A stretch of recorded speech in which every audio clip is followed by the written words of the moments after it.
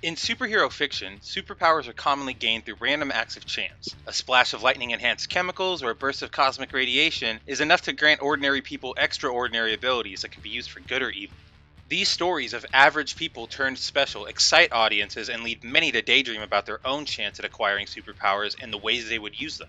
Project Power presents a world where one can willingly take their powers into their own hands, or more specifically their own mouth, and decide how to shape the world around them. In New Orleans, a new drug has hit the streets and is taking the city by storm. Aptly named Power, those who take the drug either die instantly or are granted superpowers, specific to each individual, for a total of 5 minutes.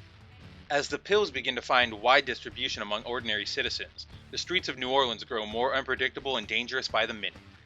Robin Riley is a teenage student and aspiring rap artist who is taken to selling power in order to provide for her mother Irene's medical care. Though a bit young to resort to dealing drugs, she is supported by NOPD officer Frank Shaver, one of her regular buyers. Shaver regularly watches her back, offering her friendship and protection from her more violent customers.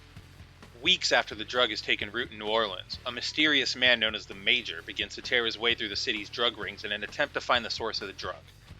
After a deadly confrontation with a dealer who just happens to be Robin's cousin, the Major tricks Robin into meeting him, abducts her, and forces her to assist in finding those responsible for power.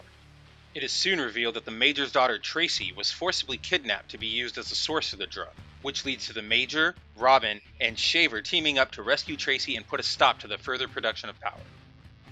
One of the most common writing exercises in the world of superhumans is, what if superpowers existed in the real world? A thought which has been explored numerous times to varying degrees, as seen in series such as Arrow, Misfits, or Heroes. Project Power's granting of temporary powers through the use of drugs is one of its strongest aspects, but the concept's lack of exploration is conversely one of the film's most glaring weaknesses.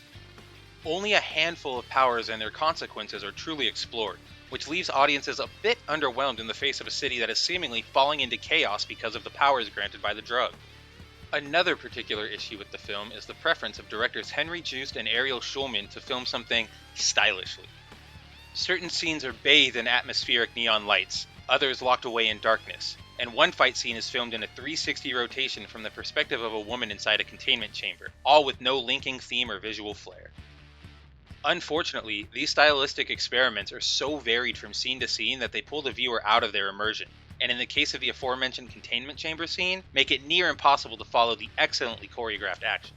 While the film is generally well written, if not a bit generic in its story beats, there are two areas in which it falls to a questionable level of quality. The first is its random moments of ham-fisted attempts at humor, such as an extended back and forth between Robin and Shaver on being awesome, which will cause even the most forgiving of audiences to roll their eyes at their odd placements in the script. The other is its general inconsistency, especially in relation to how the events of the film affect the characters. In different scenes, the Major is caught in a massive explosion and walks away with barely a singed arm. Robin walks away unharmed from being slammed against a glass case so hard it breaks, and the enemy's head of security lets one of his soldiers walk away freely after being caught freeing the Major from captivity. This staggering amount of plot armor blurs the film's attempts at relating superpowers to the real world, as it prevents audiences from ever feeling that the characters are truly in danger. However, this is not to say that Project Power, aside from its unique and interesting concept, is without its praiseworthy qualities. Underneath the chaotic style experimentation, action scenes are exciting and brutal. Levitt is almost always a pleasure to watch, and the scene where he protects Robin's mother from being harmed by the villains is charming and outright fun. The visual display of the superpowers, as the abilities of certain animals are translated into humans, is also incredible, especially in the movie's climactic action scene. Though marred by some odd writing and direction choices, Project Power presents an overall entertaining and visually exciting take on the real-world superhero genre, whose unique concept is unfortunately held back by its limited runtime. In a pandemic-ridden summer season that lacks any true blockbusters, Project Power serves as cinematic methadone.